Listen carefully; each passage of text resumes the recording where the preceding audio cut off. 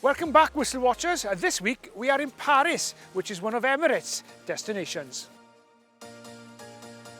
This beautiful city is the capital of France, the city of lights and love, the fashion capital, and the host of this weekend's Rugby World Cup Final.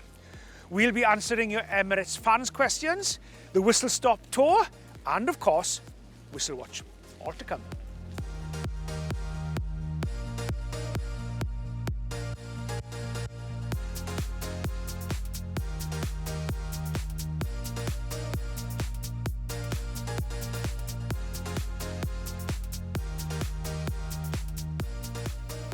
Right, let's start off with the semi-final between Argentina and New Zealand. Scott Barrett, yellow card, TMO invention here.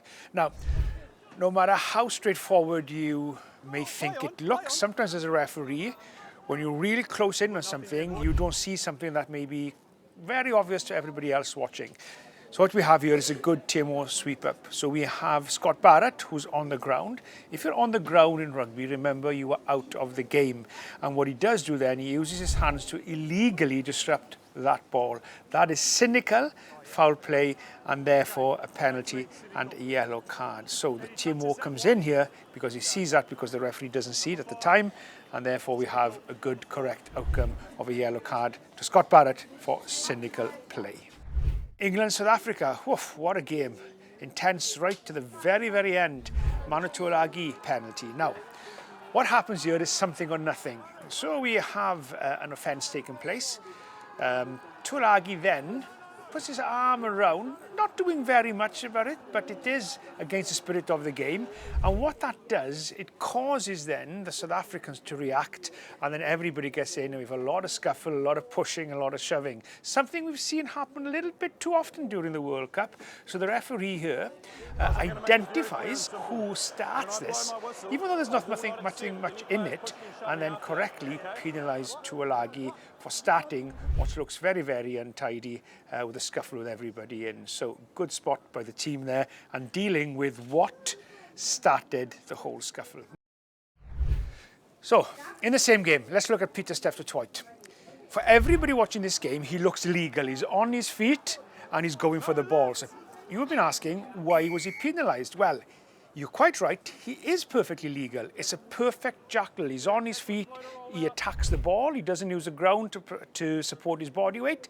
So why wasn't he rewarded? Well, look at the tackler. The South African tackler has not moved out of the way, which means he's affected the English counter ruck, which probably would have moved Pieter-Steph du Toit off the ball and then preventing him winning that jackal. So what the referee has to deal with here is the first offence. The first offence is the tackler. If the tackler had moved away and not affected the clear out of the English players coming next, then Pieter-Steph du Toit would have been quite rightly so rewarded. But on this instance, the referee is quite correct and penalises the first offence, which is the tackler, which hasn't moved out of the way quick enough.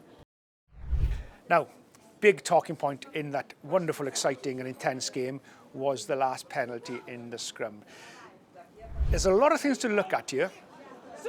So do we have Ellis Genge going to his knee? Yes, we do.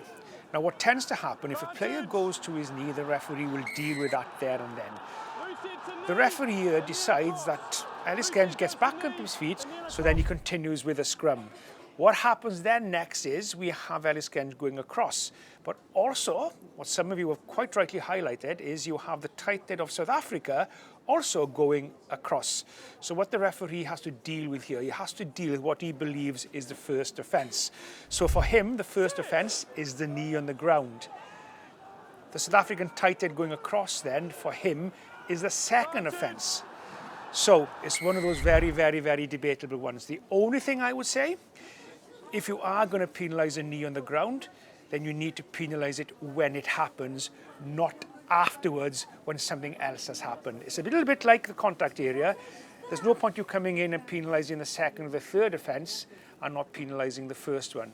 It'll be then too late to go back to it. So in this instance here, the referee penalises Ellis Genge for going across because he feels that action on the knee has contributed to that. It's a very, very tough call. And to be honest, it's one that comes down to your interpretation as a referee on the day. And that's it for Whistle Watch this week. Let's have a bit more of a look around Paris and this wonderful view from up here.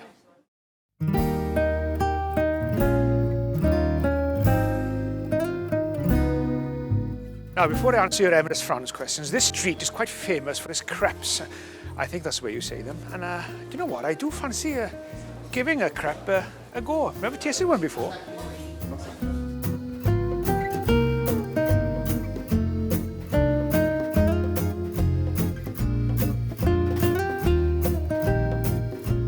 Ah, merci.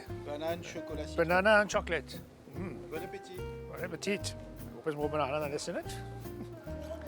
Let me get into this homemade chocolate now then.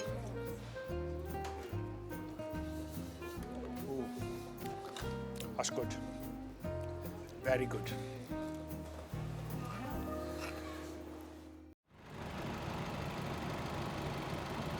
Right then, here we go. At Sam Elliott, at Nigel Owens, is this legal? The South African player in front of the ref carelessly throwing the England player boot away. Well, it's against the spirit of the game. So for me, that's ungentlemanly conduct. So if the referee sees this and he feels it warrants a penalty, he'll be quite rightly in his right to do so, because it's important the values of the game. So what you don't want is chucking the boot away, and the player then who wants to put his boot on has to go and find or get his boot. So it's a something honour thing. But the honest answer to you, if you believe it's ungentlemanly conduct and you deliberately throw it away, then yes, a penalty kick. At Off-Field Rugby asked Nigel, can you explain to me how is this in Argentina collapsing? Right, what you want the tight end to do is to stay straight, stay square and stay up good body height. Now what tight ends tend to do, they do two things. Apart from if they want to take the scrum down, they sometimes bore in on the opposition hooker, or they'll bring their binding short, and then what they'll do, they lever or push down on the loose head. If so, it's a penalty against the tight head, which is the Argentinian player in this case. The loose head then, when he engages a scrum, he must stay straight, so you want the shoulder out, so he's not driving in. And also as well, he must have his height hitting up, so he's not hinging. Hinging is hinging like that, which means he's going down, or he uses his arm to pull down, or he's driving down. So looking at this instance here, now remember the referee's the other side, so you're relying on an assistant referee here. Looking at this footage, personally I feel that New Zealand, loose head is hinging and has caused the scrum to collapse, not the Argentinian player. So I would tend to agree with you here, but for me, this should be a penalty against New Zealand, not against Argentina. At Graham 159871, my question to Nigel, the saying goes, dynamite comes in small packages. Too right. Who was a small player you refed in a match that completely surprised you with how they dominated a bigger opponent? Now that's a good question. Now you're looking at the likes of Shane Williams, who could dominate his opponent by beating him. Then you look at the power and pace of a small man like DuPont. But you remember Bosso, the open side from South Africa, played back in the probably in the sort of early 2000s. He wasn't a very, very tall open side flanker, but he was very, very strong, and he would bring down sometimes his toughest and biggest of opponents. So Brasso from South Africa, I hope I pronounced the name right. To me, he surprised me in a few games of how powerful he was for such a small, but yet a strong man. At Wolf HH4FV asks, Mr. Owens, question for you. Why is accidental offside a penalty offence? It seems ridiculous that if you knock the ball on and it touches a teammate, that should demand a full penalty. Well, it shouldn't. Accidental offside is not a penalty. So if you knock the ball on and it goes into your teammate in front of you, but your teammate didn't do anything to try and play that ball, then it should be a knock-on and a scrum. But if your teammate in front of you has deliberately prevented the opposition from gaining an advantage by getting possession of that ball, then it will become a penalty. So an accidental offside should not be a penalty, it is just a scrum. Thank you very much for Emirates fans' questions, some really good questions there this week. Now it's time to join Sara Cox on her Emirates Whistle Stop Tour.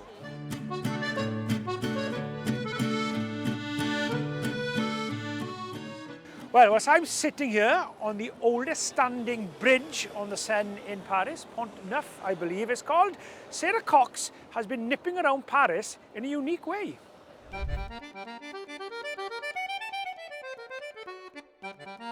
So here we are, we've reached finals week, and I find myself in Paris. Now, not only can you get your round on foot, you can find yourself in an open top bus tour, but there's one way that I found myself to travel around here, and I'm going to show you guys to it.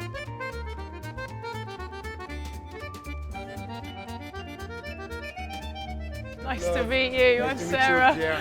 I say it's a good job I'm not wearing a skirt. It's really small. Goodbye. How do I find myself in situations like this? This poor little car creaks like my knees. The magic of Paris, yes, good point. The magic of Paris.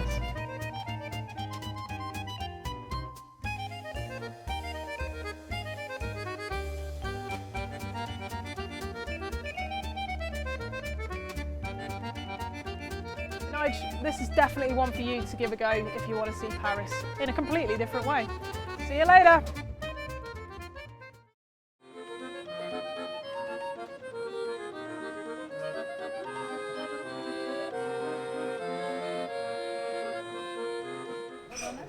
Oh, merci.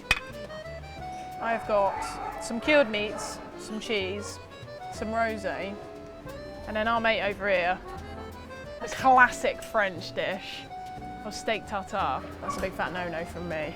I'm hoping it's truffle cheese, but I don't think it is. I'm in the village of Montmartre having lunch in a very quaint, very French restaurant, and we did the tour with the old Citroën, which was really cool. So again, if you want real historical France, this is definitely the place to come. Well, Sarah, I'm a bit disappointed you didn't keep me a seat. I fancy having one of those on the farm instead of the tractor, maybe. Well, listen, that's it from Paris this week. Good luck to both teams in the big game on the weekend, the final, and congratulations to Wayne Barnes and his team as well. Good luck to them all. Who do I think is going to win? It's going to be tight, but I think it could be New Zealand. All the best. See you next week.